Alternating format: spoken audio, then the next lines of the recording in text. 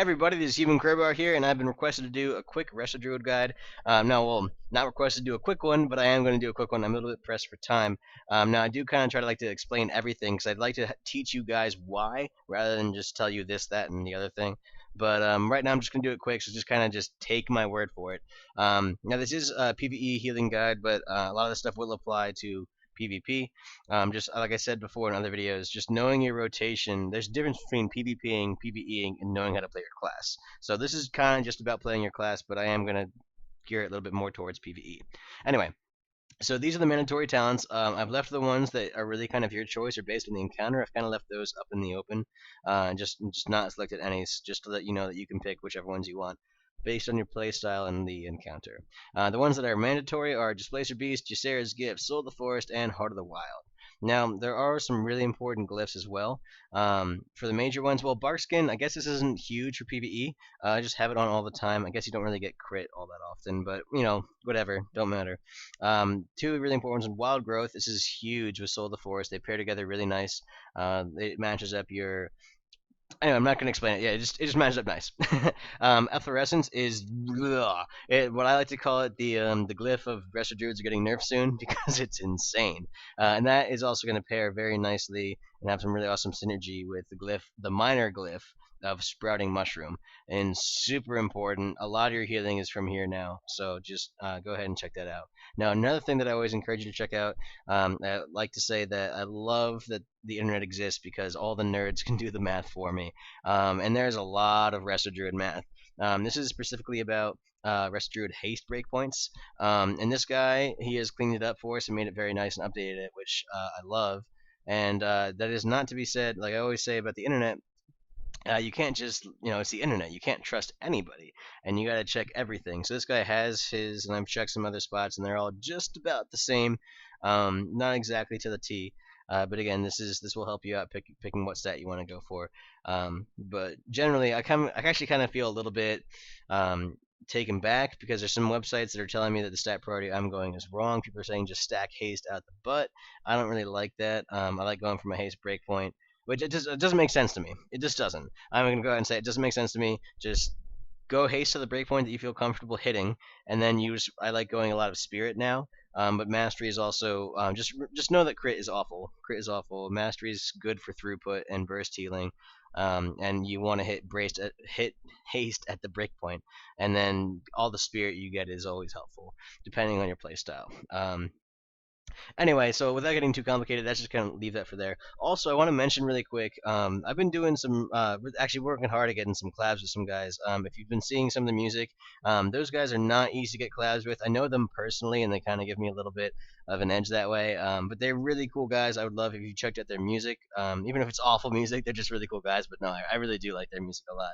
And I've gotten these collabs because I've either played with them or worked on some other projects with them in some way, shape, or form.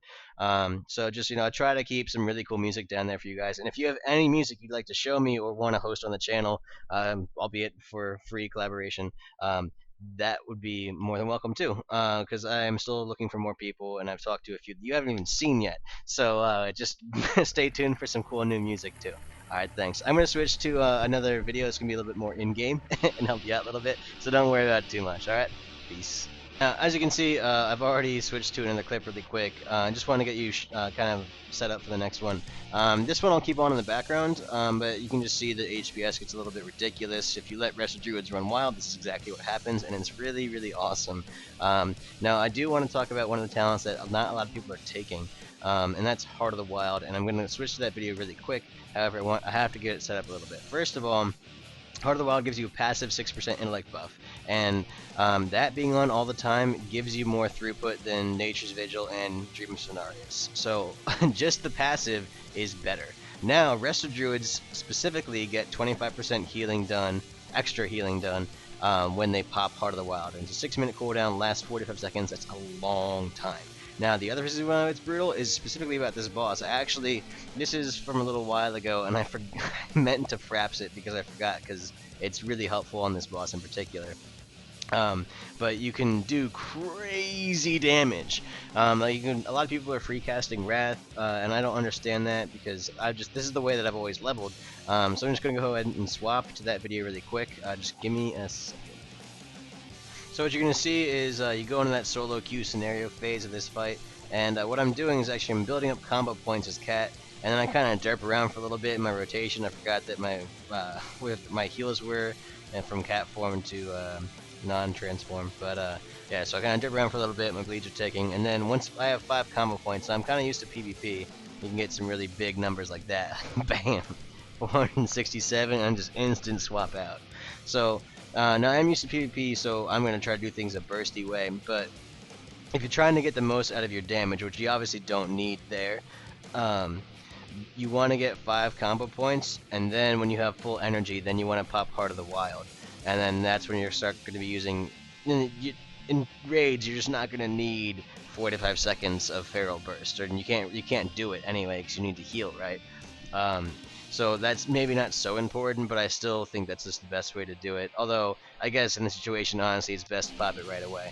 But you get some crazy crits, and again, that's just bothering me that I did it wrong in this scenario. But forgive my PvP intentions. I want to burst with all my energy and all my combo points up first, because if you open with that huge attack, you're just gonna annihilate things. And so anyway, as I progress on through the fight, you're just gonna see like I'm just completely dominating the chart, and I use that word very carefully.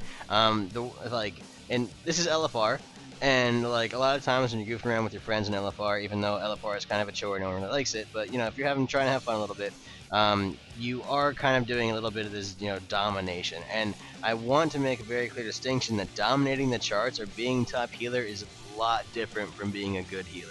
And it's so hard for people to understand that, and if you don't understand that, that's alright. I will explain it later. Just trust me. Top heals doesn't mean good heals. Sometimes it does. Sometimes the best healer is the top healer, but that's not exactly what it means. It's really hard to describe. So just get that out of your head. I know it's backwards, but I am dominating the heals here, and it's because I am I want to say dominate because I am dominating them. I'm taking the other healers, slapping them around, and be like, these are my heals. I'm not letting them heal for anything. I'm just completely shutting them down. And I do so at a risk of my throughput and spirit and HPS and all that other kind of stuff. But since I'm overgeared for LFR, it is something that I can do. Now, if you're going to ask what my item level is at the time this is recorded, it was 515. But I just feel like even that is pretty overgeared for LFR anyway. Because you're able to do that kind of HPS. But just being overgeared for LFR, or like not even overgeared but doing well in LFR, is not exactly a bragging point. But anyway, so there's a couple footage. I just want you to be able to look at it and see what I'm doing, because it's kind of hard to just tell you what your rotation is for a healer. You can't just say this is your rotation, go use it, and then you succeed, because you're a healer. You're what everyone depends on when everything goes wrong. Like you are the raid's oh shit button. So it's kind of like you can't just be like, oh, you do this then and then blah blah blah. It's too complicated to have a set rotation.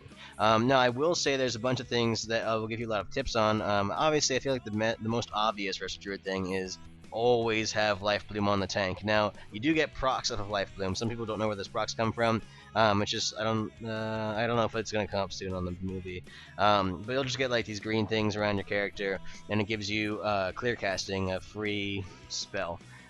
Free heal that's casted, which is pretty helpful. But I would not say it is worth trying to stack those procs. And how are you going to stack those procs? You say, well, you can only have Life Bloom on one target. So what you would do is you soul the forest to on your Life Bloom, so it ticks twice as fast, and then you have twice as much of a chance of getting a proc, right?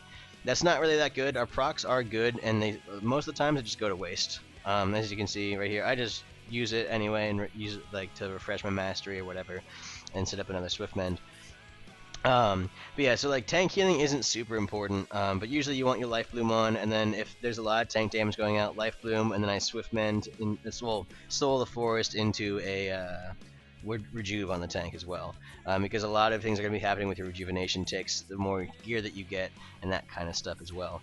And like obviously having your mushroom out with the glyph of efflorescence is going to be a lot of your healing. Tank healing is never really a lot of your healing. Sorry about that. I forgot I wanted to change clips real quick. I went from that fight where I was completely dominating the chart and all like telling impressive HPS, which can get a lot higher. But anyway, just showing you what your HPS would look like in a normal scenario where there's not a lot of raid damage, and when there's not a lot of raid damage, it's really hard to dominate the other healers. So this is what your numbers should look like around 515 eye level. So, and then you can see just how just useful Displacer Beast was right there. Just immediately able to get over there and run back over. Anyway, so what I was talking about was like your tank rotation and your all that kind of stuff. Now, like if when you're tank healing with rejuvenations and life bloom, that's just gonna help you out a lot. But the most important thing, the kind of thing that I do as a Resto Druid, you're kind of always dependent upon as raid healers. So what I am trying to do all the time is get my Soul of the Forest to line up with wild growth all the time. That is my main source of healing of what I'm actually doing. A lot of my main source of healing is efflorescence, which is pretty much slash AFK healing. To be honest, it really is. So like a lot of my healing is from that slash AFK. Not really my healing, but my healing efflorescence. And Ysera's gift is kind of in there. I will talk about that. Again, this is really brief, so if there's more that you need to understand about Soul of Foresting into Wild Growth, I will discuss it later, but take it as just golden fact. I promise you that it is what you want to do. You have to be careful with your spirit, though. But just moving right along, I do want to talk about Ysera's gift. It is an amazing talent, and again, it's slash AFK healing, but you have to think of it, it's a single target heal if you're getting focused, or it's a raid heal. Now, you have to ask yourself, why are raid heals so much more expensive than single target heals? It's because they're insane, they're great. Like, you don't have to click, there's no globals, they're just better. So that's why they usually cost more, and they're usually a little bit harder to cast, and all that kind of stuff. So now you have this great spell that is a single target heal or a raid heal. You're kind of like Disc Priest now. And so, what do? Like, if you need to get your mushroom up from overhealing and rejuvenation, and you don't know who to overheal to get that mushroom up, overheal yourself, because then if you keep Rejuve on you, then if you get any damage, Rejuve will hopefully heal you up. I'm getting pretty tongue twisted right now. I apologize. So yeah, Rejuve will hopefully heal you up, and then Ysera's gift will then be a raid heal, because that 5% goes to anybody in the raid, or like any number of people in the raid, the way that I read it. And it becomes just a passive, awesome raid heal. I believe it's 30 with your. Well, it depends on your health. For me, it's about 25 to 30k. I don't know why it changes. I don't know if it's affected by mastery, but my average is usually 25 and my max is usually 33. I don't know why. It just is. So I guess maybe if I got Shaman healed. Yeah, I'm just an idiot. Or I did Might suck. Anyway, so yeah, that's kind of really the gist of all the Resto Druid things. In a very broad sense. I don't have Nourish on my bar, as you can see. Nourish is awful. Take it off your bar and destroy it. Mr. Pandaria Nourish is awful. Stop it. Stop. It's awful. I do try to cast Regrowth as my burst healing, although with the tier set of getting